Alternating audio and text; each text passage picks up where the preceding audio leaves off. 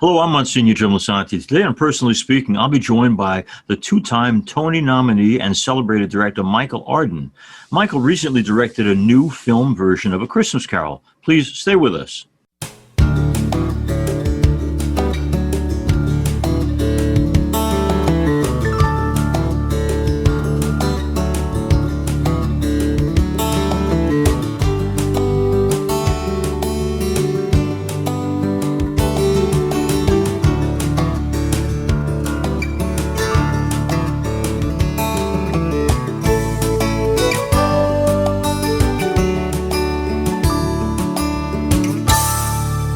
Hello and welcome to Personally Speaking. I'm your host, Msgr Jim Lisante.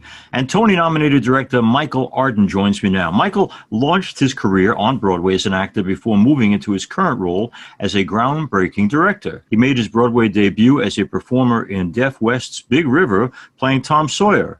And he made his directorial debut with the 2015 revival of Spring Awakening, which earned him his first Tony nomination. He received his second Tony nomination for directing the Tony winner for Best Revival of a Musical, Once on This Island. Michael's theater career actually began when he was a 10-year-old Texan playing Tiny Tim in the Midland Community Theater production of A Christmas Carol. And he recently directed a new, critically acclaimed film production of A Christmas Carol. This film version of Charles Dickens' holiday classic stars Tony Award winner Jefferson Mays, who plays over 50 roles in a production unlike any other. A Christmas Carol is streaming worldwide to benefit partner theaters around the country affected by the pandemic. And Michael's here with us today to tell us more about that, about his life, his career, and the values that matter the most to him. Joining me now, I'm very pleased to welcome to Personally Speaking the acclaimed director and actor, Michael Arden. Michael, with both my parish as well as people online, I'm regularly recommending that they see the 1951 Alistair Sim version of A Christmas Carol, but now I'm directing them to see Michael Arden's A Christmas Carol. Tell me your history with Charles Dickens' story and how you came to be attached. And am I right that at one point in your life, you actually played Tiny Tim? Yeah, well, that was my first probably introduction. Was playing Tiny Tim. I think before that I had seen the Mickey's Christmas Carol probably on loop every year when I was even younger, but when I was in the 5th grade I was cast as Tiny Tim in my local Midland, Texas community theater production of Christmas Carol. Okay. I was very plump Tiny Tim at the time, so I want to just take this moment to apologize to Ronnie Williams, who played Bob Cratchit, who had to carry me around on his probably now broken back. But yeah, it was, and I ended up doing that production that they did every year for several years in a row, playing different roles as I grew older, and then ended up doing the show in a regional theater later on. And it's just been a story and that I've loved forever. I love what Dickens was getting at, and his reasons for writing it, and his sort of indictment of capitalist society in it, and how we have to sort of all Christmas long, but I mean all year long, but especially Christmas, look at how we are living our lives, how we are treating those, and making sure that we see our fellow men as he puts it, fellow passengers to the grave, and not people who are below us based on socioeconomic standing or anything else for that matter. So I think it's a really important story. I've always loved the language, always loved the point of it, and I love that it's scary and it's funny and it's redemptive all in one. The reviewers that I've read not only love your direction, but of course they're mesmerized by Jefferson Mays, the actor. Did you know him before you directed him in this? No, I met him through this project. I had been an enormous fan of his. I had seen him on Broadway in I Am My Own Wife, as well as Gentleman's Guide to Love and Murder, as well as Oslo, as well as Pygmalion. I'd really seen him on stage a lot at Journey's End, but I had never gotten the chance to meet him or work with him. So when the artistic director of the Geffen Playhouse in LA suggested I meet him to talk about this project, he sort of was our matchmaker in this. I was thrilled, and we sat down to lunch, and by the end of it, we were thick as thieves, as you might say. Michael Arden is known as a director as someone with deep empathy for the actors, and I want to divert for a second. We had on the show last year Christopher Gattelli, the great choreographer, and he said that he thinks he comes with an extra blessing because he not only is going to be choreographing people, but he has been a dancer who tried to get jobs, and that made him Hmm. sensitive to those who don't get jobs. Michael, you're not just a director, but you've been an actor for so long. How does that impact on you hiring, firing, and working with actors? Well, I know what it's like to be on the other side of that table. I think it's incredibly it's in, incredibly scary sometimes to be an Mm. actor. You're a lot of times an artist makes a piece of art, and if people don't like it, you can say, oh, they didn't like the thing I made. But as an actor, if the scrutiny is on you, so it's like, oh, Mhm. they might not like me, or will they like me? And I think that's an incredibly vulnerable position to be in. And so I have such great respect for what actors do, to really let themselves be their work. Mhm. So I always want to make sure that they feel as safe as possible, that they feel as respected as possible, because at the end of the day, especially in theater, they're the ones running the show. They're the ones telling the story and making things happen. And so it's my job to create an environment in which they can do their best work, and feel as comfortable and safe and supported as possible. So. Michael, in your earlier life before directing, when you were more active in acting, how did you personally handle? So many actors say they go through this experience of knowing they're perfect for a role but don't get it. How did you handle disappointment or rejection? Well, it's certainly not easy. It's I think, and I'm asked this question by a lot of young actors all the time. Like, how do you deal with the rejection, or which is constant. Because you might be right for the part, but they might have already hired someone to play your co-star who's too tall to make sense with you, or Right. there's so much that's out of your control, that Hmm. you have to have an extreme confidence in your ability, and a willingness to kind of let things go, let be and let God, as it were. Hmm. um, and I think having a good support system of people who know what it's like, of other artists, having your tribe, Hmm. as it were, is really important. And knowing that someone's giving you a job or not is actually not an indication of your self-worth, which is a constant practice in reminding yourself that. I mean, it's certainly not easy allowing yourself to be really upset for a day, but then Right. moving on. Because there have been roles that I have been perfect for that I didn't get. And it's about how we life. My husband says to me, life is about the graceful execution of Plan B. Mm. And I find that very comforting, sometimes. But it's not easy. But having people you can commiserate with, and who support you, and who you in turn support, in those difficult times, is, I think, really important. You've mentioned Andy Mentis, who you're sharing your life with, and I wanted to stop on something that he shared with us on our program earlier. We talked about when parents find out, grandparents find out that their child is gay. How should they react? And I had used the words tolerance, acceptance, and he said that they were probably condescending words. That the proper approach should be not acceptance or tolerance, but embrace. Uh, your own insight, especially on a show like this, Michael, because there are so many parents and grandparents who listen to a program like this. What should a parent or grandparent do when son or daughter says, "I've got something to tell you"? Well, I think, when there's something to tell you, it's not new information. It's not Yeah. like a decision. It's not a decision has been made at that moment. It's a moment in saying, at this moment in my life, either I think you need this information to Hmm. know me more fully, Yeah. or I need to share this information so that I can live my life uh, transparently and more honestly. So, it's not like there's some like new thing that is appearing. It's just about this idea of moving toward a more honest and open relationship. So in a way, I think there should be celebration in that. It's like when someone comes out to you, they are telling you, I love you enough to share my entire life with you and to not edit who I am for you, because I want to give all of myself to you. And I trust you with that information. So I think it's about support. It's about supporting. Embracing is a great word. And you know, I remember the first person I ever came out to was my English teacher in 9th grade. She asked us on our first day of 9th grade to write an essay about what we learned about ourselves over the summer. And I had her also in 6th grade as my English teacher. It was a private Episcopal school that I attended.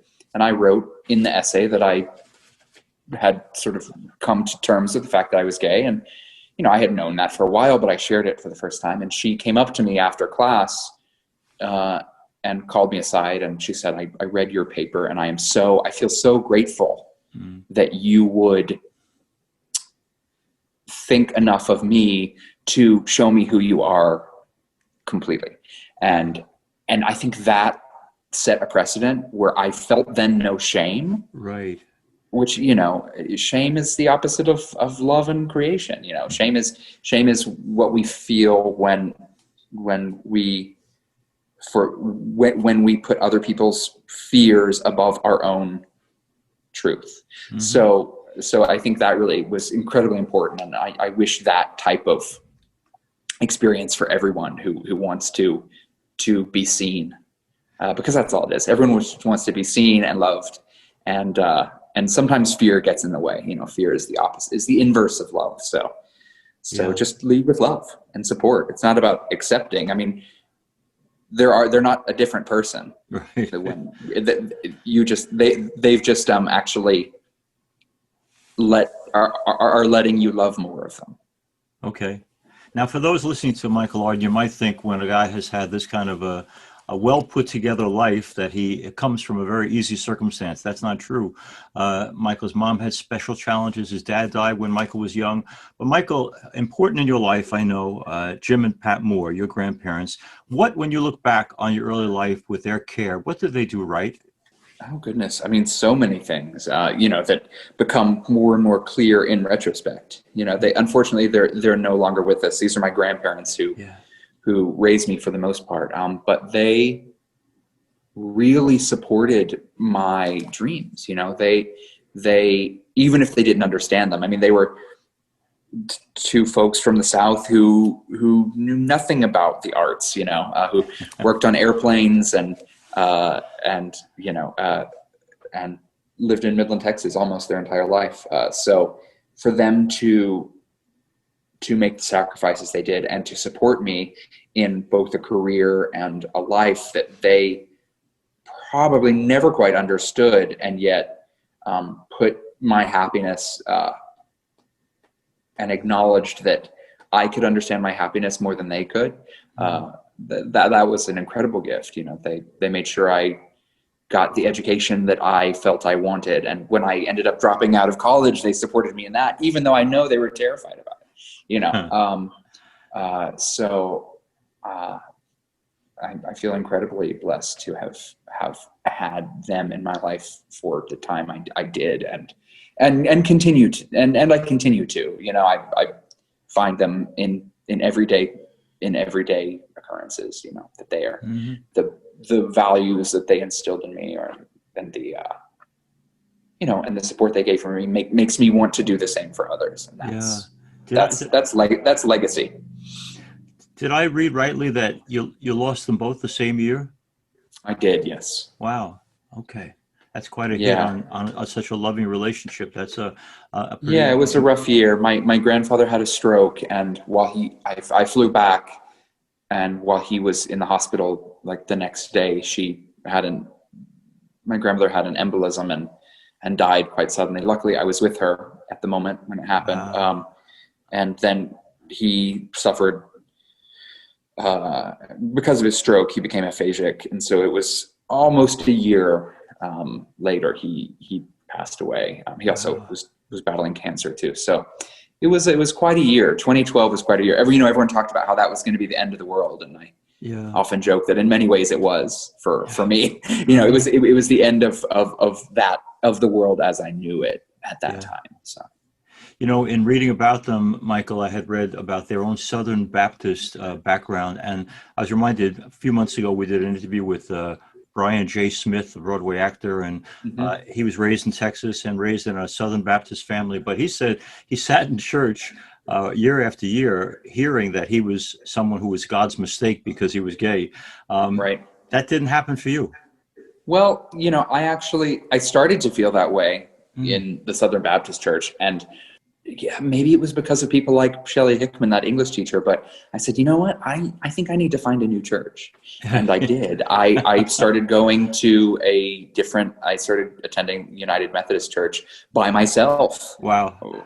For the next 5 years when I was in Texas, and was incredibly involved there. And I felt like, here was a place where I could exercise my faith and be around people. So I sort of just was like, yeah, you know what, I'm gonna change my subscription here. Because I wanted to be where I felt like I was uplifted. And for Christian churches around the country, especially who listen to a program like this, what should our disposition be and our spirit of welcome be for everyone? I mean, I think we have to, behave as we have to be Christ-like. I think we have to remember that the church was founded upon those principles. Christ had Mary Magdalene. In his company, no one was without sin, and no one is without sin. So it's not about loving the sin or hating the sin. It's about finding common ground and wanting to live our lives and lead by example. So that is, I think what we must do, and that everyone is on a different journey. And for anyone to claim that they know the right or wrong way to live is hubris in a way. So I think all we can do is what would Jesus do? He would welcome, which, getting back to Christmas Carol, is a bit of what Dickens was about. That's right. We should be compelled to reach our hand out even when it is scary. And usually fear is just because we haven't lived in the shoes of the person that we are afraid of. Mm-hmm. If we have that empathy and compassion and can imagine ourselves outside of ourselves, then it might be easier to extend a hand. I think Michael's onto something. A Christmas Carol is in some ways the very embodiment of the Christian message, as is, I think, the movie It's a Wonderful Life. The going back to parents and the way people raise us and stuff, have you ever had the opportunity to literally save a life by being able to talk to parents and help them to understand that their kid is their kid no matter what? Always our children? I don't know if I have in terms like that, where a parent has reached out to me. However, I try to talk like we are now as much as I can, because, I know when I came out to my grandparents, that was really difficult for them. And it was because they had lived in a generation and didn't have exposure or experience, or didn't know who to ask or what to listen to. So I think, the more open I can be about my experience, and, that we send information on these airwaves like we're doing now. And this might help someone, because it's usually just ignorance and fear, and ignorance not in a malicious way, but just in a what would a straight person know about being gay? Of course not. So it seems scary. I go to a foreign country and I don't speak the language. It's a little scary. That doesn't mean that I'm wrong or they're wrong. It's just, it is what it is. So hopefully helping people understand. One of the guests we had a while back was Stephen Schwartz, the composer, and going to your point about doing some shopping for a spiritual home, I said, why would you, as a secular Jewish man, aside from Pippin and Wicked and things like that, why would your first musical be Godspell about Jesus? And he said, you don't have to be a Christian to know that the world would be in much better shape if people actually tried to live by the teachings of Jesus. And you're saying that's what every church should be. Yeah, I mean, I think so. It's about seeing where there is want and need and pain, and trying to fill it with love and acceptance, and finding a way that we might move forward for a better tomorrow, which isn't about exclusion. Ebenezer Scrooge, for our guests, who the one person in the world who doesn't know A Christmas Carol story, has a transformation, a conversion that opens up his heart. I mention that in this context. I'm reading about you, Michael, and this is what somebody says, that you have a servant's heart. And they specifically talk about the fact that you've dedicated yourself so often to giving back for all you've received. He's performed several fundraisers to support and benefit World AIDS Day, Covenant House, Broadway Cares Equity Fights AIDS, St. Vincent's School in Haiti, as well as directing those who are especially challenged. Where is the empathy or compassion in you from that allows you to say, I'm glad I've been blessed, I'm glad I've been successful, but I'm obligated to give back? I mean, I would be nowhere had people not given to me. So, it's I don't know. I think service is, as an artist, especially, we are, that is our calling. I mean, it is a service. We have a gift that has been given to us, and that has been allowed, that people have allowed us to nurture throughout our career, so I feel like it's important that be shared and given back. And I use that, in the sense of greater good. I think artists are here to heal the world and help people understand themselves better, so that they might, live more honest lives. So I feel that artists are, we're soldiers.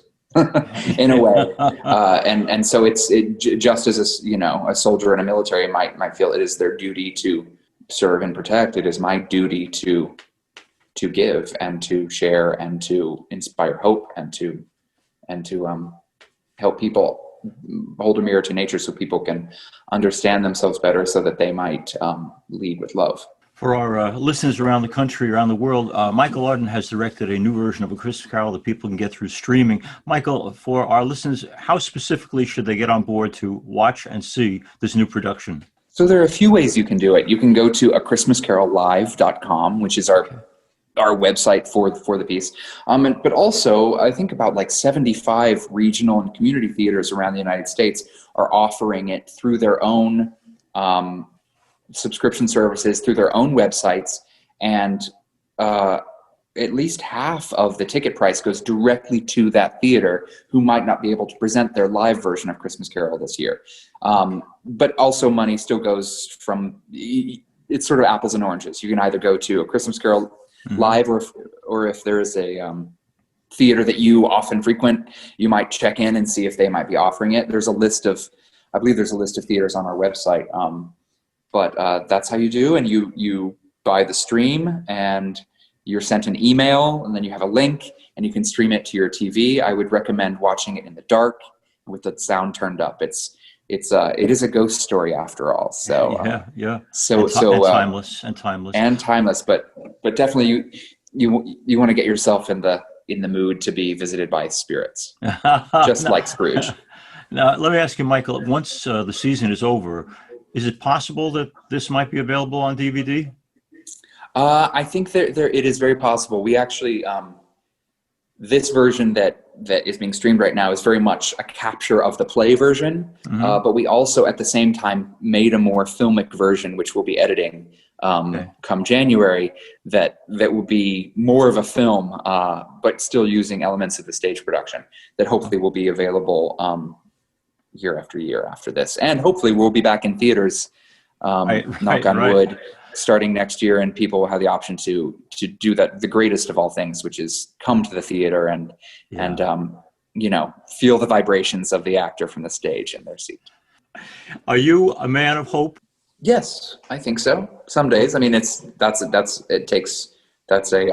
practice and an exercise. Mm-hmm. You can't just like, I wouldn't consider myself just like, oh yeah, I'm hopeful. It's like, hope is a active, yes. You have to work at it. Yeah. And it's not a passive exercise. It takes you making sure that other people have hope as well. Okay. I think one of the ways folks can find hope, and I'm going to encourage people who are listening to this program to embrace Michael Arden's A Christmas Carol. If you're not a hopeful person by the end of watching Ebenezer Scrooge go through his personal conversion, then you may be hopeless, but no one is. Michael, well, or maybe it just takes a few times, I think that's why we come back to it year after year. I want to thank Michael Arden for being with us. I want to thank him for putting together this magnificent A Christmas Carol. As I said early in the show, I had always been addicted to the 1951 Alistair Sim version. I'm now addicted to Michael Arden's version, and I think if people get to see it, they will be too. Michael, thanks for your creative gifts and sharing them, and thanks for being so open and honest with us today. And personally speaking, we are grateful for you as our guest.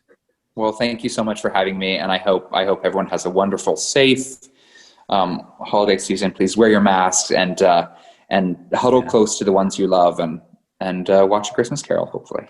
We'll do. Merry Christmas, Michael. Thank you. You too. Bye-bye. As we end today's program, I want to thank all of you for being with us. If you have any questions or comments about the show, you can send them to me through my website, which is www.closeencountertv.com. All one word, closeencountertv.com. To listen to our Personally Speaking podcast with some of our most recent shows, please go to YouTube and search under Personally Speaking with Msgr Jim Lisante and subscribe. Personally Speaking is also available as a podcast on Apple Podcasts, iHeart, and Spotify. You can also listen to past episodes by going to www.ollmp.org, and you get not only recent shows, but also Msgr Jim's weekly homilies.